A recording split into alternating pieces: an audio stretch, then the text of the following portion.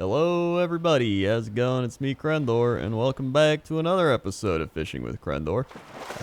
We're on episode 50. Crendor 57. I think we're 57. 8. Wait, 7. All right. Sweet. Yeah, don't mind me. Today, we're going to be fishing with PlatinumWoW. How's it going? Hi. What's up? Glad to be here. Hey, glad to have you. So, why don't you tell everybody who you are and what you do? Because you've been doing YouTube, like, only about 2-3 years now, right? Yeah, pretty much. I started around when Classic got announced. So, yeah. My channel started off mainly being about Classic stuff. I'd make guides for like classes and dungeons and stuff. And just over time, it's evolved to doing like a lot of WoW machinima stuff. I've incorporated WoW machinima in a lot of my stuff, but now I do like WoW machinima / lore stuff is what I've started doing because there's just so much lore to go over. You know, it's kind of like an endless wealth of WoW stuff to go over. So yeah, I make lore videos. I try and keep them like comedic, lighthearted, easy to understand, and yeah. Yeah, I think it's actually a cool niche thing. So I don't think I've seen that done before. Or if I have, it wasn't done maybe like as well, or maybe just people did it once and then they stopped doing it. That type of thing. Like, did you have an idea that you wanted to do this, or did you see someone else doing it and you're like, I can do it better? Or like, what made you start doing it? Honestly, I'm surprised nobody's really done it before because it's like two very core things about WoW is the machinima and the lore, right? I'm surprised nobody's combined it. But it kind of just started like I made a series called like Why Do I Want Them Dead, where we just talked about why you want to kill the bosses in each dungeon from a lore perspective. And just through that, people seem to like it. So I was like, oh, well, I guess I'll cover more lore. And I've branched out from doing just classic stuff to just general Warcraft stuff, you know? Yeah. So did you started the series based on classic WoW then? Yeah. Classic WoW dungeons, talked about like the lore behind them, and then I evolved from there. Huh. So I take it you're doing like Shadowlands stuff and like main WoW too. So like you started in classic and then you branched into Shadowlands. Now it's just WoW in general. Yeah, I plan to do Shadowlands lore in the future. The only problem is like, you know, WoW Model Viewer doesn't support any of the new Shadowlands models yet. Oh But yeah. like, yeah, no, I've kind of been saving myself learning the lore from Shadowlands because I kind of just want to like fully immerse myself in it when the game comes out, you know, all Yeah. the zones and stuff. Yeah. No, it's fair. It's one of those things where when you do this all the time, it kind of just I think it's more fun to experience it like everyone else experiences it. Because like when you're like playing the beta and you're like doing all these like making videos and everything, it kind of just makes it less fun when you actually play the game to actually just play the game. Yeah, I don't want to spoil myself. I don't want to like do Torghast like 30 times in the beta and then be bored of it when it actually comes to live, you know. Yeah. Beta testing is for nerds, so Yeah. leave it to those guys. Exactly. I reported my like 3 bugs. I did my job. I saw that they sent an email to beta testers being like, you reported like all these bugs and stuff. Oh yeah, I saw that too. Cool. I saw it because I got one, and Yeah. they're like, good job, 3 bugs, you did yeah, it. I did it. They're just like, you did 3 bugs, and so granted, I think they were pretty big bugs, so that's like, you know, I did my duty. So like, what was the first video that you made? Like, were you inspired by other YouTube people? Were you just like, hey, I want to see this thing, and so I'm gonna make this thing? It's not existing right now. That's basically where my YouTube channel started, was that, hey, I don't see this thing being made, so I'm going to make it. My first video was why I like Vanilla WoW. It's a terrible video, don't watch it. But it was a good foundation for my channel. You know, everybody's first video sucks, right? Oh yeah. But I don't know, nobody was doing like light-hearted, sort of comedic yet still informational videos about classic. It was all like super serious, super min-maxy, talking about stats and stuff. And I thought that was kind of boring. So I was like, I don't know, I'll make the video that I want to see. And I think that's a really good basis to start a YouTube channel. And how you'll probably find the most success is trying to fill a void that you see in a community, you know? Yeah. No, that's essentially how I got started too. Because Yeah. I always say it was like there was like a WoW machinima void during that time after Mindflame and Oxhorn and all them, and then I was like, well, I want to see them, and so I was like, I'll just make my own, and then, you know, it's it worked out, and you just kind of ride the wave, essentially. Yeah. Mindflame and Oxhorn and all those guys were super inspirational, and WoWCrendor was Whoa. super inspirational too. Yeah, yeah. When I first started playing WoW, I remember I have this distinct memory of watching your How to Win at BGs, and I was like a dumb kid. I was like 9 years old or like 10 years old, right? Right. And I think it was the Alterac Valley one. You say you need to take the mines. The mines are very important, and you were being like super sarcastic about it. Oh yeah. And I was like, I couldn't read through your sarcasm, so I was like, well, the mines seem pretty important. So every BG, I'd go in, and we might have lost, but goddamn, I took those mines as best as I could. Oh, I think that was How to Win at PvP. Yeah, I think it was probably that it one. was. I remember because it was pretty high up in like the search engine when you search like WoW PvP or just PvP. So I think it just got a lot of traction from that. Yeah, And it was one of those things where like even back then when I rewatched that video, I wasn't even being sarcastic. I keep being in the video like, oh, I'm being sarcastic. It's more like I was just saying things that you shouldn't do, but saying you should do them. Like it's like it's not even sarcasm. It's just I don't know. There's a word for it, and somebody told me. extremely dry sarcasm. Yeah, Just so saying like, the wrong thing. yeah, so I don't even know. But so I mean, that's the thing is like when I go back and watch my own videos, like a lot of those older ones, I'm just like, oh, I hate this video. Oh Uh, yeah, and I mean, I think everybody does that with their older videos. right after, because like I put a lot of time into my videos. Like it'll take me like a week or two, like editing every day to make one. Hmm. And I think some of it too is just you probably watch the video the most out of anybody since you create it, right? So I Hmm. watch it 50 times. Instant I press upload, I'm like, I hate this video. This sucks. I don't like this at all. Yeah. You know, especially my older stuff. No, I always talk about how sometimes it's just like you're just rolling the dice. Like one of my videos that I thought was gonna do so bad was like the WoW stereotypes video, like WoW race stereotypes. I was like, this video's so dumb. Like I don't even know why I'm making this, and I was like, I'll just put it up and then whatever, move on. And that ended up being like one of my most popular videos I think ever.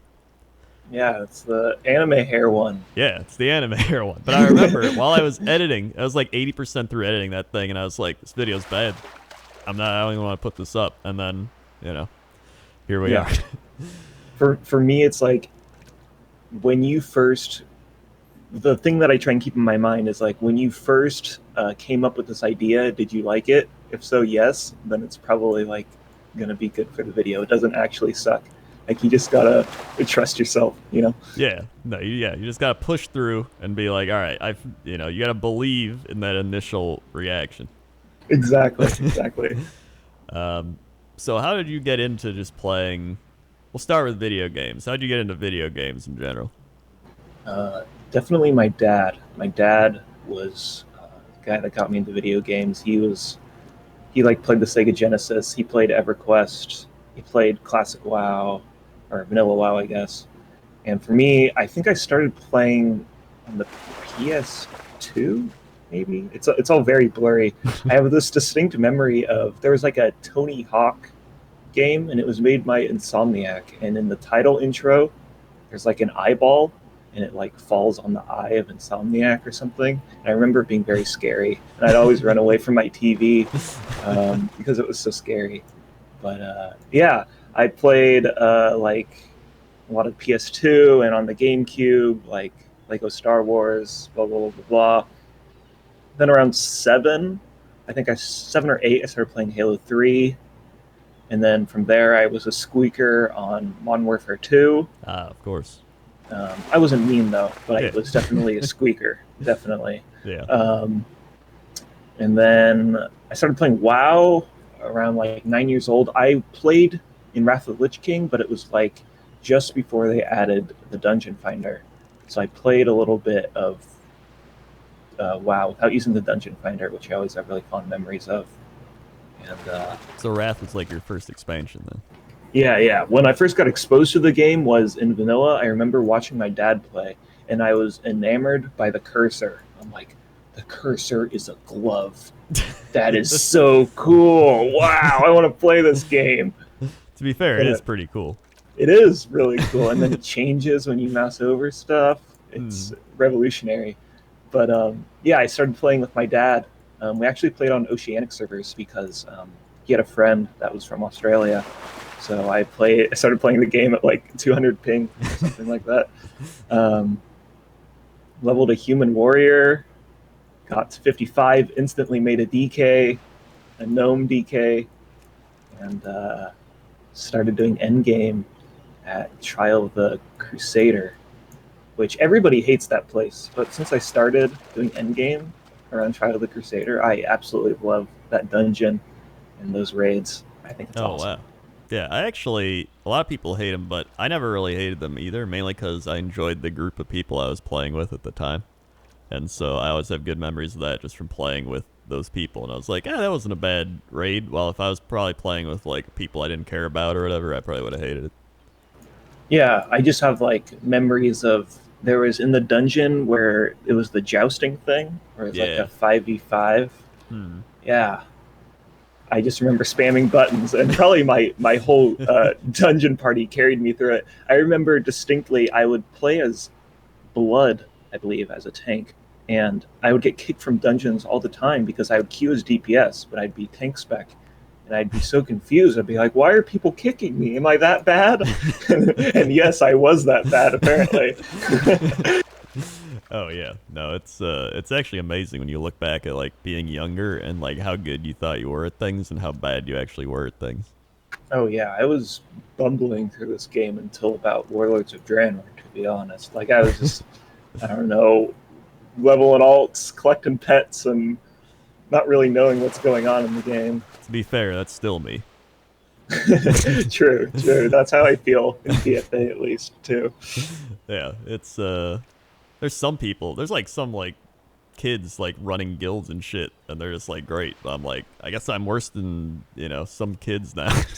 Yeah, I know. Just, I'm always like, last in surprised. DPS. Always surprised when people talk about how like they were raiding when they were like 10, and I'm like, dude, I don't think I could even like put my hands on the keyboard correctly at 10 years old. Like, I don't know what I was doing. Yeah, no, I have no idea.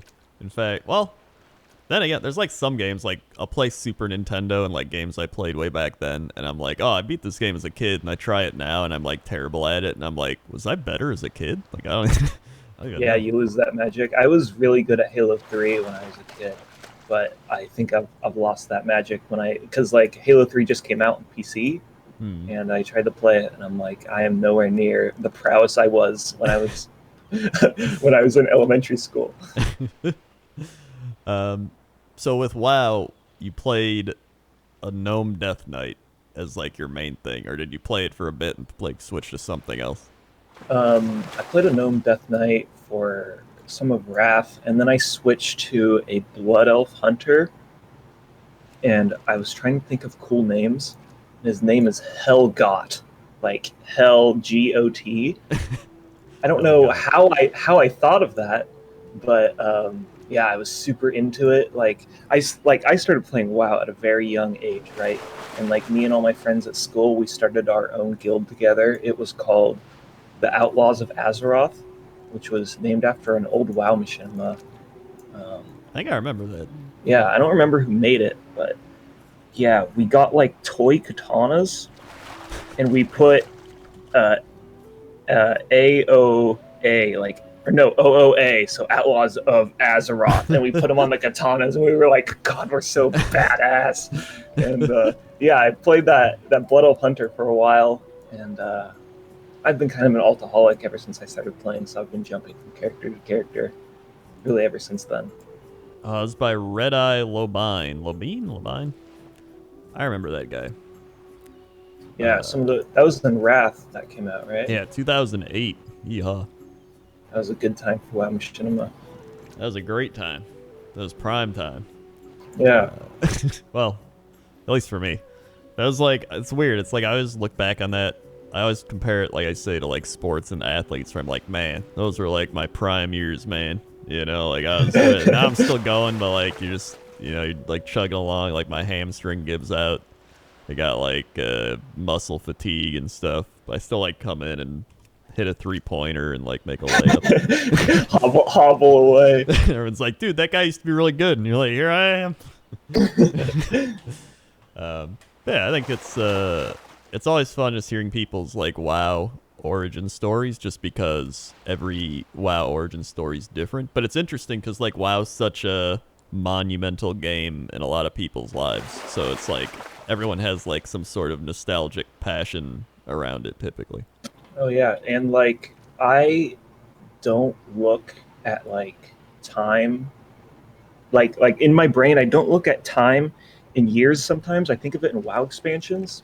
So like yeah. I'll think like, oh yeah, I went on that Disney World trip, and oh yeah, Mist of Pandaria came out at that time, and I don't know, it's just like parts of my life are encapsulated by WoW expansions, which is pretty interesting. Or like certain zones too, like a certain area will remind you of like a random point in your life, right? Yeah. No, I definitely get that. I get that with actually just video games in general. I'll think back and be like, oh, I played this game in 7th grade, and then I played this game in freshman year. Like, freshman year of high school was vanilla WoW for me. And so it was perfect because I didn't want to do schoolwork, and so I just played WoW. And it was phenomenal. Oh, yeah. And then, yeah, after that, I can remember every WoW expansion launching. Burning Crusade, I was still in school, like high school. But Wrath, I think I just started community college, and I remember I got Subway, and then I came home and I played it, and that was literally all I remember. Huh. And it's like such a dumb memory. Like, wow, I got Subway that day. Cool. I started raiding in Warlords of Draenor, and I have this distinct memory of always getting a sip, not like a sippy cup, but it was like a I don't know, a plastic cup. I'd fill it with Gatorade, and then I'd go raid. And I did that every single raid night, and I have just these really fond memories of being in Blackrock Foundry, sipping on my sippy cup, drinking red Gatorade. Good times. Literally sipping out a sippy cup in a raid. I like Yep, exactly. That's, honestly, I mean, there's probably some people who make fun of that, but you never know until you try it. Yeah, it was cozy. Yeah. It was really cozy. So, when did you first play Classic WoW then? Because you didn't actually play Classic WoW when it was out. Oh yeah, no. I started playing on the Stalrius. I was one of those naughty boys that played on private servers. Yep. I made like a level 20 hunter, instantly fell in love, and then the servers got shut down. There was that whole drama. Yeah. And then there was a bunch of other copycat servers that came out afterwards. And I played on a bunch of those, and I don't know, I just fell in love with the game. I'm just really into the slower nature of the game. I don't know, with Battle for Azeroth, I lose a lot of interest because it's super, super bloated with mounts and pets, and you're flying around doing all these world quests. And I don't know, I really enjoy the simplicity of Classic, where it's like, all you got to do, man, is you just got to kill zebras and get their hooves, and that's your objective right now. And I don't know, it's super relaxing to me. So yeah, I just got really into the game. No, I definitely feel that, because I didn't think I was going to play as much Classic WoW as I did either, and then it's the same thing where I played and I was like, this is really chill. Like, it's a lot slower and everything's just, you know, it's not as bloated like you said, so it's not like, oh, there's so many things I have to do. What do I do now? But it's literally like, I'm just going to go kill some zebras, and then I'm going to go do Wailing Caverns or something. And yeah, there's something to that simplicity. It was so nice too at launch, where like all your friends are playing too, and I don't know, you all were enjoying this cool, cozy experience together. And then it kind of it all disappeared. It all disappeared, just like actual Classic WoW. Yeah, but I think people are going to be back for TBC. I think Oh there yeah, might be more people back for TBC because it seems like a lot of people they started around TBC. yeah. I've actually heard a lot of people get started around Burning Crusade, which is interesting because like I always assume most people start in Vanilla WoW, but it makes sense because I guess it was always like, you know, progressing up the curve until it peaked in like Wrath. So it would make sense that more people got in during Burning Crusade than they did Vanilla WoW. Yeah, and I think people stay around more in the Burning Crusade because I think the end game is so much more better than Classic. Like at Classic, at the end of the day, you get you Prebis. You know, what do? You go do Molten Core for 6 months, and Yeah. that's pretty much it. Where TBC, you know, you're collecting tokens, farming honor, doing heroic dungeons and stuff. It will be a lot of fun. I'm super excited for it. I think TBC started arenas too, right? Yeah, and I know I've been playing this game for over half my life, and I still suck at PvP. But I know that people are super excited for that. Yeah. Plus, I think it has a lot of just decent quality of life changes. Like it adds the looking for group finder, but without the actual like warping you to the dungeon thing. Oh yeah, didn't even think about that. Do people use that back in TBC? Yeah, I'm pretty sure that there's still. I think there's still some people it just did in the chat still, but it was you know, it's nice to have. It's like, oh, we formed our group and now we all go to the dungeon or so. So Yeah, I'm excited for a lot of those types of things.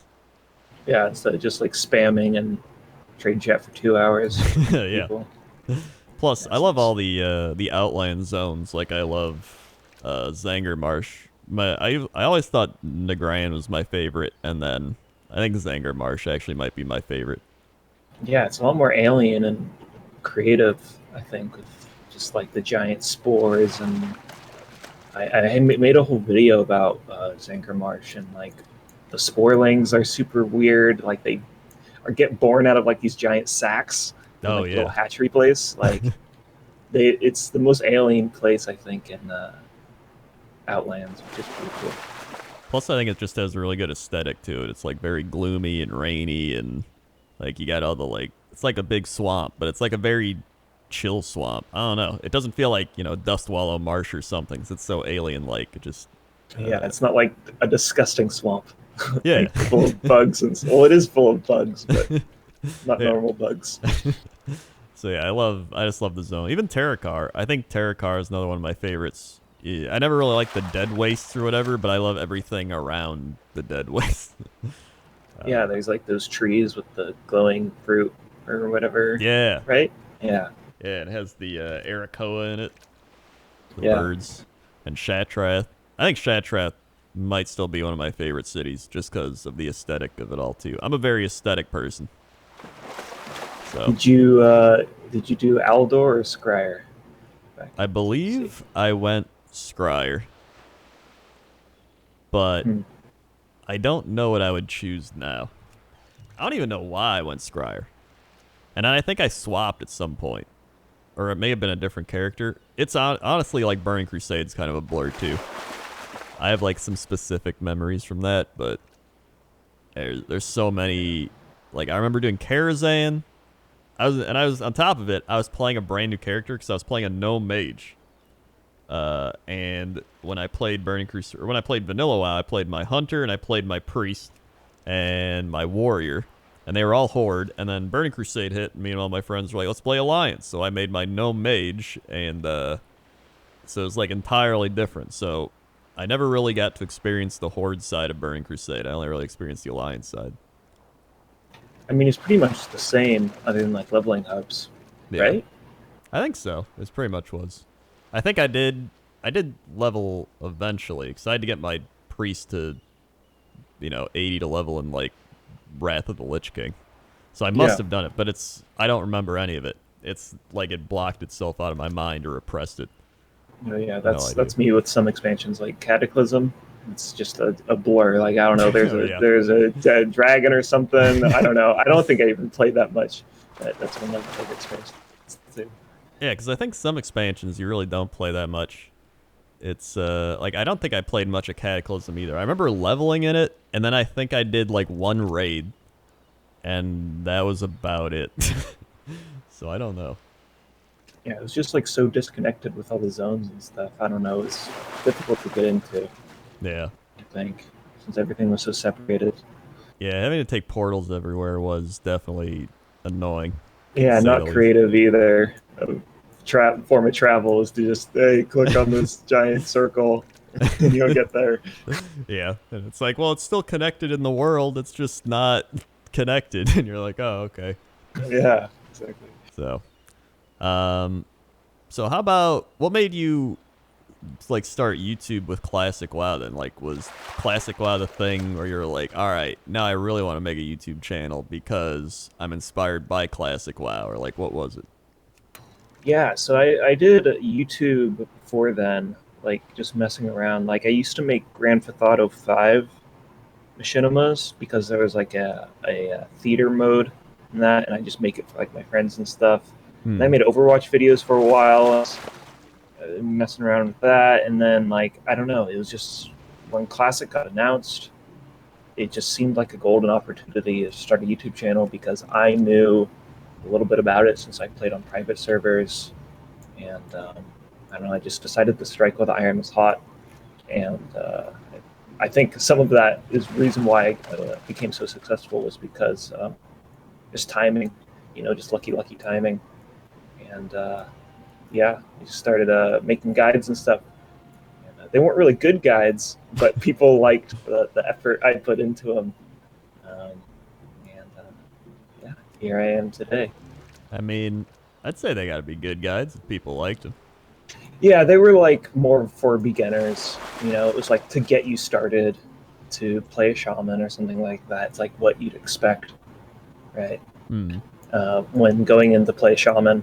And just from there, I made raid guides and stuff. All my dungeon guides and stuff, I started doing this thing where I would recreate intros from TV shows. Oh. So, for example, from a Wailing Caverns guide, I recreated the Cowboy Bebop intro entirely in WoW Machinima and stuff. Oh And wow. it's kind of just been a tradition since I've done. Like my most recent one, I did the Invader Zim intro for AQ40. It's pretty cool. Um, I had like Captain Grimm, you know who that is. Yeah. He helped me out doing some of the machinima stuff for it, and yeah, people seem to really like that. I just try to maintain quality in my videos. I think the best way to not be burnt out is just to make videos better and better every time, and just keep pushing yourself. So that's like what I try to do with my channel. Yeah. Plus, I think when you're kind of always challenging yourself with like new things and new ideas, it keeps it fresh essentially. Because otherwise, people notice that you don't really care anymore. Like you don't have the same passion in your videos, which is part of the reason like I stopped because I wasn't as passionate about it. And people are like, "You gonna make more videos?" And I'm like, "Well, when I want to make them, I'll make them." Because like I'm not just gonna force videos out that I don't want to create. Because that's how if you watch like sequels to movies and TV shows or like season 4, season 5, and they start to fall off, it's like a lot of it's because they lose that passion. They're like, well, people still like this show. Let's just pump out some garbage and show them some Yeah, character. that's Walking Dead. That's what happened to that Yeah. show. It's just turning like Garbo real quick. Yeah. So I think a lot of it's just always trying to have fun. Yeah, just always pushing myself. Like one of the reasons why I started making a YouTube channel is just I'm really into video editing. So having my YouTube channel is also just an avenue to hone my video editing skills. So um, yeah, if I can keep making videos that people like while continuing to push myself, like it's a win-win for everybody, right? Yeah. I was gonna say, going back to like your older like vanilla class guide videos, how much like research did you have to do with those videos? Because I imagine you didn't play too much classic WoW, and then you said you played some private server stuff. So like, did you research a lot, or like, did you actually play it on private servers? Did you play it on actual classic WoW and then made the video? Like, how'd you do that? Yeah, so I started making those videos before Classic came out. So oh my gosh, man, researching stuff for classic WoW is so difficult because you have to just comb through all this private server stuff, and you have to cross-reference all this private server stuff to be like, is this actually how it worked in Classic? Does this ability work this way? Can I do this thing? And it was a lot of research just going through old forums and stuff to see how these classes worked. I did play some of those classes on private servers, but again, like they're private servers where like it's generally very similar to how it was in vanilla, but there's like little quirks and things that were different. Like I know with Warrior, you could sit down and you could get an auto crit and it'd proc like a Talon. That's something that would happen in private servers, but it doesn't happen in Classic WoW. So just stuff like that. It's a problem that I had with my dungeon videos too, but I have the old vanilla WoW guidebooks. And I use those to get all my information from for a lot of the dungeon stuff because, you know, they were made when vanilla was a thing. And a lot of the forums talking about like old vanilla strats don't really exist anymore, but books last forever. So I can just use that information. And they're like $5 on Amazon. So yeah, it's a big help. That is a big help. Pretty much take anything you can get to just help you get ahead of the curve. Yeah. I was gonna say, like, do you have out of all your videos a favorite video? Not like your most viewed video, but like your favorite video. My most viewed video and my probably one of my favorites is I did a so like you want to get rank 14, where basically I just talked about all the requirements needed to get rank 14. And I remember that being a very big creative breakthrough for me because I hired 2 guys on Fiverr to stand in front of a green screen and argue with each other about like competing for brackets to get rank 14. And I remember being like, oh yeah, this is so awesome. And then I did it again in another video that I'm very proud of, where I talked about the culling of Strathhome and just Strathhome lore. And I got a bunch of Fiverr guys to recreate the culling of Strathhome cinematic, where, you know, they're like, I can't let you do this, Arthas. So I got like this biker guy to play as Jaina and like a puppet. Yeah, it was a puppet to play as Arthas. And those are some of my favorite videos because I put a lot of money and effort into it. And I'm like, oh, totally worth it. Totally worth it. That's actually great. I might watch that just because I've always thought about implementing Fiverr in some dumb way into just anything. Like, not even just a machinima, but just videos in general. Oh, yeah. It's like, you literally just pay $5 and they'll do anything. Yeah, and the thing is, it doesn't matter if it's bad, because that's what makes it funny, right? Like one of the guys was straight up just staring at the prompt that I had for him and reading it off. And I was like, you know what? Perfect, man. Perfect. 5 stars. Thank you. No, yeah, it's even better if you know they don't know what they're talking about. It's like, yeah, that way they're just like, what the shit is it? All right, well, I'm Jane the Proudmer. Like, all right. What the hell is a Strathhome? Okay, whatever. I'm getting paid for it, so who cares? Yeah. Yeah, I feel like there's a lot of untapped potential still there, so I'm gonna start exploring that, and now you've inspired me. Yeah. Do it. It's great. Yeah.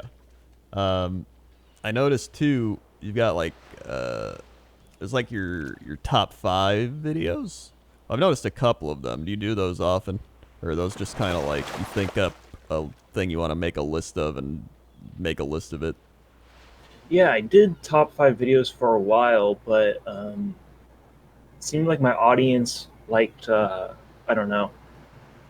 I think with my top 5 videos, like I don't hate them, but it was like I was trying to chase for views, I think, because I thought like, oh yeah, top 5 videos, top 10 videos, those do well. And I don't know, from those videos I learned like a really important lesson that like I don't know, being unique and making your own stuff can prove to be more fruitful than like following everyone else and making top 5 videos and stuff like that. Yeah. Unless you do like a very creative twist with it, like Pointless Top 10. Everybody go watch Pointless Top 10 on Crendor's channel. Oh, yeah. No, that's kind of why I always wanted to do something like that, but I was like, I don't want to just make like, you know, top 5 blow, you know, whatever. Everyone does that. I wanted it to be pointless because it's like, well, nobody gives a shit about grass, so I'm gonna do pointless top 10 grass in the game, and people are like, what the shit, grass? You're just like, yep, here we are. And it's But like I also love it. genuinely interesting. It's Yeah. genuinely interesting. Like you have one where it's like top 5 ceilings, and I'm like, I've never looked at a ceiling. Yeah. Wow, this is crazy. And that's it ties back into like making videos you'd want to see or that you're filling a void, because like I remember when I was filming the ceilings and I looked up in some places, I was like, oh my god, like I never knew this was here. And so I was like genuinely excited to like make that video, because I was like, I need to show people this is crazy. So when you make those videos, do you just all right, I guess I'll go into every dungeon and I'll look up and see if it can go on the list? Almost. I don't go everywhere, but I try to go like to as many places as I can, and I'll find enough after exploring for a while to make a list of 10 of them, and then I try to like look around online and be like, I'll type like cool ceilings in WoW and see if there's any, and be like, all right, I think I got everything, and then I'll always miss one, and everyone's like, you missed the thing in the one. I'm like, oh, whatever. Oh yeah. But no matter what you do, there's going to be comments nagging you about anything. Yeah, but it's like I said, it's about just having fun with it, and kind of just sometimes it is fun to like see how many views you can get on a video, or like, man, how big will this video get, and kind of playing with the analytics and the, you know, the algorithm and everything. But other times it's like, you know what, this video might not do great, but I just want to make this video because I think it's a cool idea. Yeah, no, doing the whole algorithm stuff is actually like, I found a lot of enjoyment doing. Like thumbnail strategy is something that I find fascinating, of like, what is the perfect thumbnail that will get people to click on this video? And it's always super interesting to see how that plays into how well video does. And like when you release the video and stuff and checking out analytics, it's super interesting to me. It's actually one of the reasons I enjoy YouTube more than Twitch. Like, I don't actually enjoy YouTube over Twitch, but it's one of the reasons I like YouTube as a platform compared to Twitch, is a lot of the things of like playing with the thumbnails and, you know, trying to see like, all right, how can I title this video, and I guess all the algorithmic stuff, because it's like you create something and you want people to see it, and so it's like, all right, how can I best show this to everybody and get the most people to click on it and watch it all the way through and enjoy it. And so it feels like a challenge or a game within itself. You know what I mean? Yeah, it's creatively fulfilling too.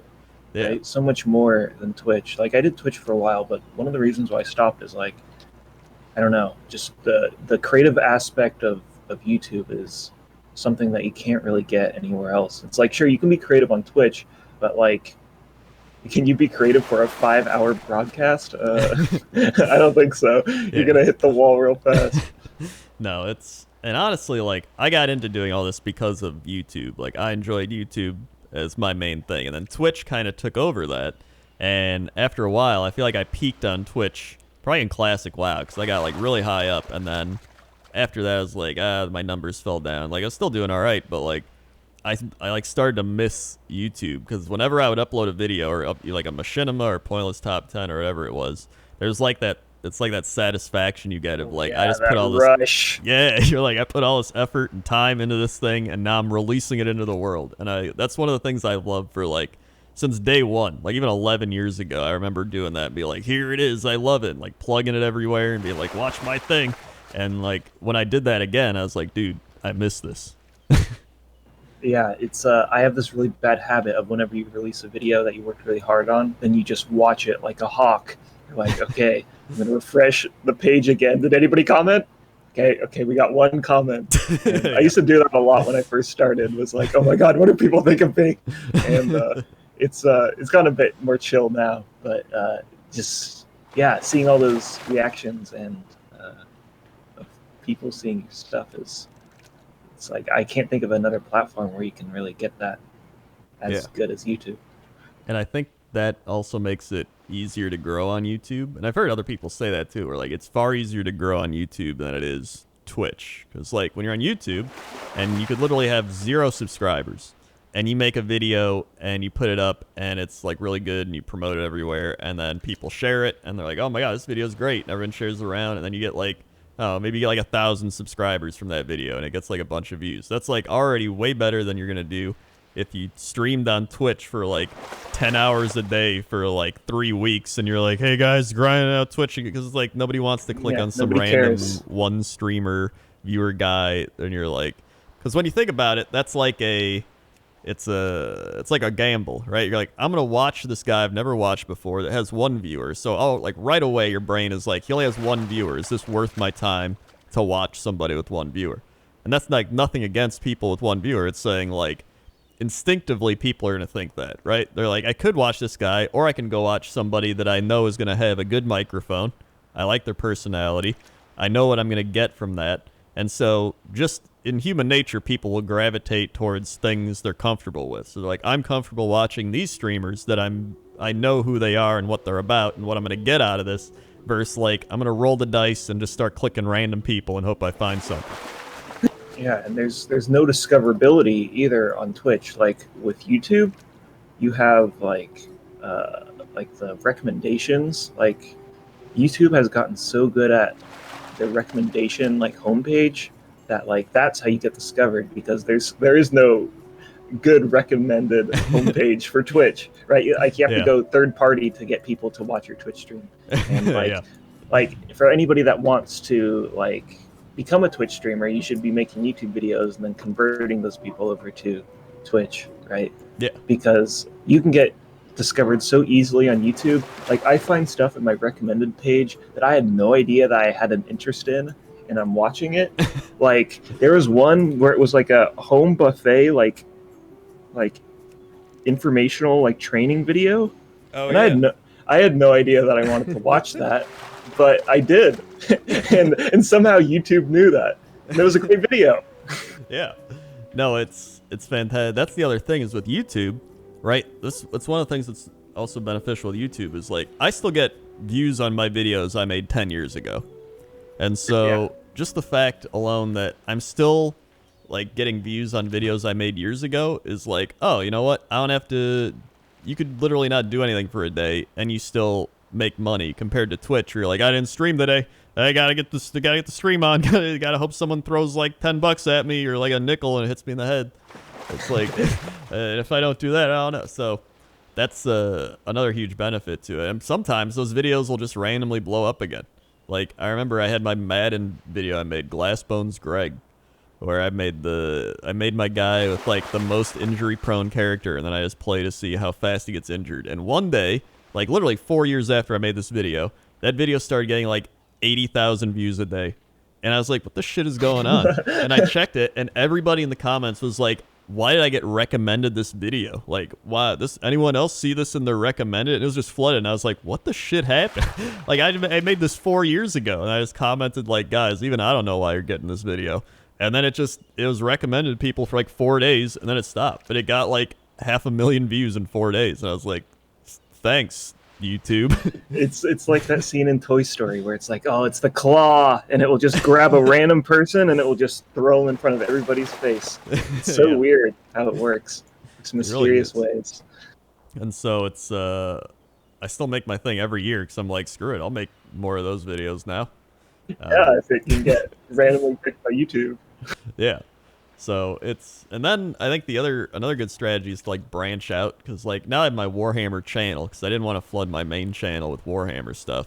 And so I think if you want to do like, if you want to do something on the side like Warhammer, or if maybe you want to play a different game, you're like, I'm tired of WoW, but I want to play, I don't know, like Magic the Gathering. I mean, you can just make a whole Magic the Gathering channel and then tell your YouTube fans like, hey, if you like Magic, come watch me here. And then boom, you got like a whole new channel you can grow as well. So there's like options to grow outside of just your main channel. Yeah, totally. It's YouTube's great, man. Yeah. It can be super stressful at times, but you can, as long as you make stuff that you're passionate about and you cultivate a fan base, like you can have people watch and enjoy what you enjoy doing, which is pretty dope. Yeah. So how about moving forward? Are there any do you think there's any videos that you're thinking about making or any new series you want to make, or you just want to keep doing kind of what you're doing for now? I'm really enjoying lore stuff, and I think people are super receptive to it. I've started branching out and just doing general lore stuff. Like my most recent video that I made was just about like ancient troll lore, um, just like their origins and like the giant wars they had. And I think that's going to be content that I keep doing because the only other way you can get this information is you read like the Chronicle books or Wowpedia, which like it's pretty boring. Yeah. And people aren't going to go out of their way to watch that stuff. And I'm learning the lore as I make these videos too. So I'm still super passionate about making these videos because I'm learning it, and I don't know, taking text and making it into a video that people enjoy and adding my own spin on it is very creatively fulfilling. So yeah, I think I'm gonna keep doing lore stuff for now. But who knows what I'm gonna be doing in 10 years? Oh yeah. Even like 2 years. You really don't know. 2 years, yeah. Yeah, because like with lore and everything like that, I feel like especially, well, even like not even just lore, even like patch notes. Like people are like, oh man, I wonder what these patch notes say. Nobody's really like, I'm gonna pull them up and read the entire thing. Most people are like, I'm gonna type it into YouTube and see if someone else can explain it to me. And if you can explain it in like a fun, creative way, it's even better. Oh yeah, totally. So it's like people just taking the lazy approach, but everybody's lazy when it comes down to it.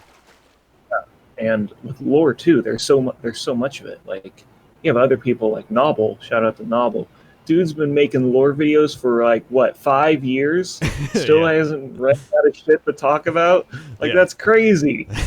So yeah. Yeah, it great. really is. Like Noble Novel. I still don't know how to say his name.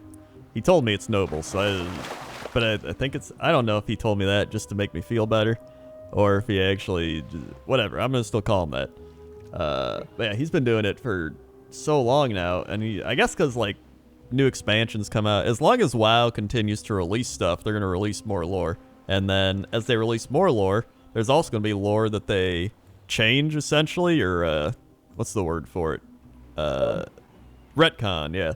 And so then that creates like different types of lore, and then you can be like the lore they changed and like talk about things that used to be. Like you got so many different avenues. And so much overlap too. There's so many events that splinter off into different events. Like that's one of the problems I'm running into is I've probably talked about the sundering of the world like a dozen times. So yeah, you can just make videos talking about the sundering of the world in a slightly different context. Hell yeah. Yeah. I mean, you can break it down into like different series. You'd be like, we're gonna be covering the lore of like Silithus, and like you talk about, the old gods in one. You talk about like just Silithus, in general, or like the druids are there, the Cenarian circle or whatever they're called, and then you can like, do different things. Be like, it's a themed month or something. Like, there's so many things you can do. I actually did a whole video about Silithus, and again, it's like nobody knows this information, all this lore that goes in the Silithus, but like nobody knows it. But there's so much, like the whole War of the Shifting Sands, I think it was called, where like the main general, his son got like ripped in half by like a bug, and it's like all this crazy stuff that nobody knows about. So I didn't even know that. Yeah, totally. Yeah, it's dope. Well, I think that's probably a good place to end. Just because I actually might check out a few of your videos. I want to check out the fiverr one. You said that was the PvP one, right? Or the Grandmaster? Yeah, it was that one, and then in my my Stratham video, I have some fiverr people as well. All right, nice. And then I saw you did the Dark Moon Fair, and I'm a sucker for like Dark Moon Fair stuff. Oh, it's crazy. It's there's some crazy stuff going on behind the scenes in the Dark Moon Fair. So yeah, check that one out too. Hell yeah. Watch them all. Well, if everybody watching wants to know where to go, where can they go? Well, they can watch all of my videos at youtube.com/PlatinumWoW. YouTube, youtube.com/platinum. Wow. Please. Wow, that's just like the link in the description below. Get it's down there. Click it. Thanks. Yeah. And then anything else like your Twitter, or, you don't stream anymore, yeah? No, I don't stream, but you can follow me on Twitter at PlatinumWoW654. I have some unique content on there too, some funny haha memes about WoW and stuff. Oh, so, man. Yeah. Big time. PlatinumWoW654. So yeah, check them out, because I will be. So thank you for joining me. This was great. It's a nice chill, chill fishing evening as the sun goes down. I've been invisible this whole time for you, by the way. Well, you're not like invisible. You're still like transparent, but I can see you. It's not like there's just a phantom like ghost line there. In fact, even the fishing line looks a little more transparent than mine, but the actual like bobber thing I think is pretty visible. That's the artifact. Okay, yeah. Good video. Yeah, great video. Thanks for joining. Subscribe, hit the bell. Woo! Like, comment, subscribe, comment. I don't know. Comment something. I'm not creative enough right now to think of something to comment. Comment just something. Just put something. Literally, just type something. And yeah, so thanks again for joining me. I thought it was fun. And Thanks for having me. No problem. And maybe one time I will remember what episode I'm on for this series. So I never know how to end these, so I'm just gonna stop recording. See ya.